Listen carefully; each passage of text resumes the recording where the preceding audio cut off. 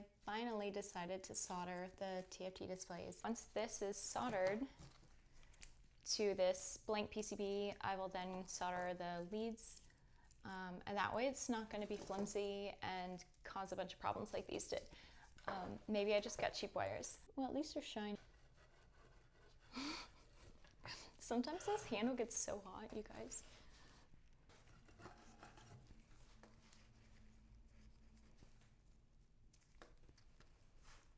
This is really difficult because the pins are so close together. I think it's good. Now to the cables. And I don't know if I want something this stiff or a little bit more flexible, but we shall try this first.